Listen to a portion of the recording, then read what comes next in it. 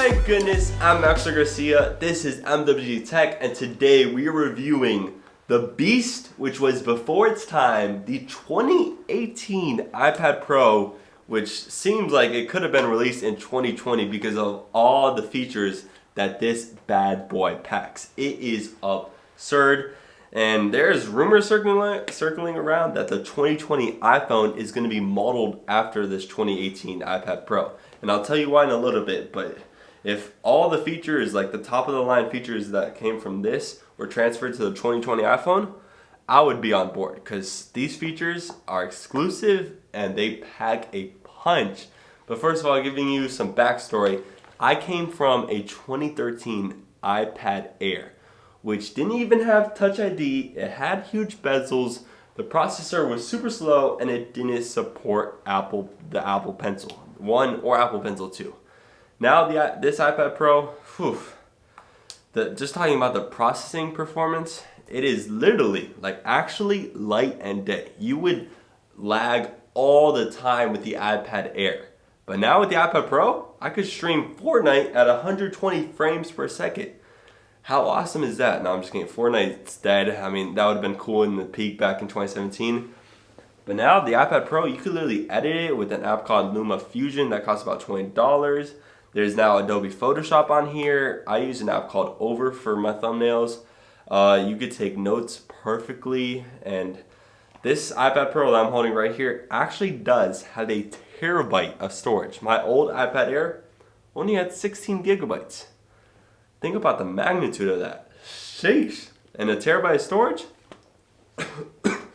I am never going to run out of storage on this thing. At least I hope I don't. Unless I start recording 8K at 30 frames per second video on the Samsung S11 or 20 now. So let's dive deep onto what makes this iPad Pro special. First of all, let's talk about that display. So not only is this display have minimal bezels along all the sides, and it is an LCD, but it is very clear and crispy, and also very quote-unquote MKBHD, buttery smooth, and that's due to a 2 times higher refresh rate than all the iPhone displays right now, those are set at 60 FPS. This is set at 120, and if you're a gamer and you have a 120 FPS monitor or 240, then you know the effects of that high speed refresh rate. You're going through all the animations, just going right through multitasking, going in and out of apps, texting people even, everything is just one smooth process, and it feels good, honestly. And with the processing power, handling that refresh rate, it's nice. Another thing that makes this iPad Pro unique is that it actually has a different type of power connector on the bottom called USBC. And if you are totally in the Apple ecosystem and you don't own a MacBook, you might be like, what is USB-C? What is this trash? I'm used to Lightning. Well, USB-C is the universal connector of the future. And now I actually have a lot of products with USB-C. I have my MacBook Pro, I have my Sony WH-1000XM3 headphones, I have my GoPro, and now I have this device. 4 devices for USB-C. And you may be wondering, what's the benefit of USB-C? Well, first of all, you do have a universal connector for everything, so you just have to carry around one cable. But also, having USB-C on this Pro device allows you to connect like external SD card readers, external memory disk if you want to, and you could also actually hook this up to a monitor, a USB-C monitor. So having that USB-C allows for so much more than just having the Lightning connector there. And this is one feature, and I already mentioned the other one. 120 FPS and USB-C are rumored, not likely, but rumored to be on the iPhone 12 or the iPhone that's going to come out in 2020. And those 2 features alone would probably make me really enticed to buying that device. And the third feature on this bad boy that I hope transfers to the iPhone is this rectangular boxy design.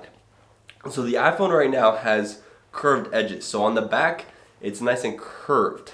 But with the iPhone 5, the iPhone SE, and now this 2018 iPad Pro, it is boxy. And this box shape allows for the perfect handling of the tablet in both of your hands, and it just looks so industrial. And I have this iPad in space gray. It gets the job done from a design standpoint. And also talking about the design, it is super, super thin. So thin that it kind of is susceptible to bending. And yes, my iPad Pro does have a little bending, not enough to inhibit the screen or anything like the battery, but it does bend a little bit, so you probably do want to put a case on it. I have a case on mine, even though I do not have a case on my iPhone. It is super thin. It is so light. Like, it is unbelievably light for the amount of screen size you're getting and the amount of battery life. It is super light, like lighter than you imagine. And I mentioned battery life right there. Battery life lasts me about 2 days with some good usage of it. Watching like some episodes every day on this, watching some live TV, taking notes on it, editing some photos, editing some video, airdropping some stuff, texting people, FaceTiming people. It lasts around 2 days. With extreme usage, maybe a day and a half. But for most people, it lasts 2 to 3 days before you have to charge it. And you can charge it super fast with the 18-watt charger, but I charge it super slow with the 5-watt just to not damage the battery as much. And I gotta say, I have the iPad Pro keyboard case. This is the 11-inch version, by the way. I probably should have said that earlier. But I have the whole package with the iPad Pro keyboard case and the Apple Pencil 2. And everything is connected by magnets. You hear that right there? Magnets. And the iPad also connects to the back of the keyboard case with magnets. And everything is so perfect. There's so many magnets on this thing that makes it so easy to just connect and detach all the time. And it feels so secure because magnets are secure. And you can actually like just hook this up to anything metal, which is pretty cool. And having the Apple Pencil connect like that, unlike having it connect like this to charge it, yeah, much more convenient, and you're way less likely to lose it. And talking about the software now, this is huge because in the past, the iPad Pro was in a large version of an iPhone. But now Apple is starting to separate itself in between those two product lines. The iPad is getting its own exclusive features. So exclusive, they now call it iPad OS. So now you have a little keyboard thing that you could squeeze it down to an iPhone keyboard, or you could just pull down to get like the numbers for on the letter keyboard. Pretty cool. There's also such thing as multitasking, so you could pull up YouTube and take notes on the video at the same time if you want to do that. Pull up YouTube, watch some Safari, read an article, and pull up Twitter. Bunch of different ways you could do multitasking, and I love that multitasking all day. There's a shortcut, so you could like squeeze 3 fingers to copy, squeeze out 3 fingers to paste. Same thing, like 3 fingers to like undo, and then 3 fingers to redo, things like that, those shortcuts. And you also have like a little dock on the bottom. So the iPhone doesn't have this. You can only have a maximum of 4 apps or like a folder. But on the iPad, it's similar to like the MacBook dock on the bottom. So you have your set of most used apps, and then you have like 3 recently used apps. And then also like swiping away like all the apps that are open. It's pretty cool. And you also have like widgets on the home screen. So right here you got all these widgets, which is pretty cool. You can see the time and date right there, nice and clear. You see the weather, your battery life of your AirPods, your iPhone. Overall, I really like the iPad Pro. It is an absolute beast of a device, and it does not feel 2 years old. Same thing with the Apple Watch Series 4. Apple came out with the Series 5, but it wasn't an upgrade at all. People might even say it was a downgrade. Apple didn't upgrade the processor or anything major with the feature set on the Series 5. So the Series 4 and the iPad Pro in 2018 were ahead of its time. And that's why Apple's struggling to come out with new features for it, because now this next iPad Pro is going to have a triple lens system. The camera is already the camera from the iPhone XR. Who takes that much video on an iPad? I mean, I took some video, but it's an iPad. You want to take video on an iPad? Sure.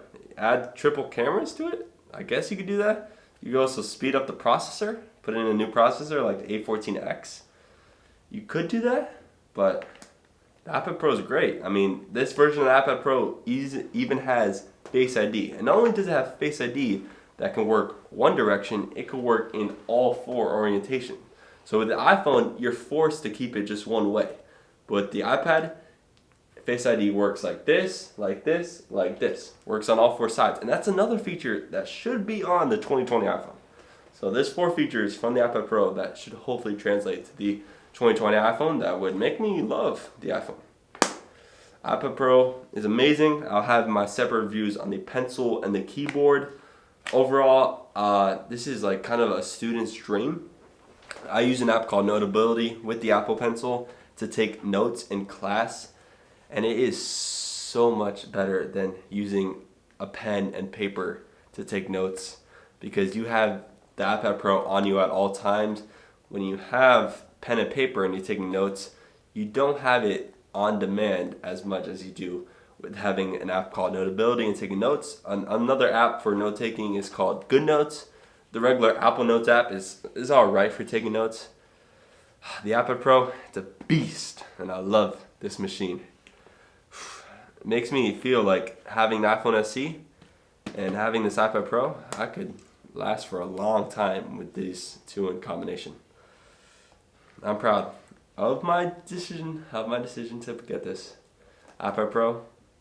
Especially if you're a student, you might want to look into this. If you're taking notes, or just watching content on a larger device. I don't understand people who watch content on their phones when you could watch content on like a 3 times bigger display. That's almost best list, and is 120 frames per second. Alright, that's it for my review. I'll give my long-term review a little bit later on this device, and I'm pretty sure I'll still like it then. Thank you for watching. Make sure you bless it. Peace out.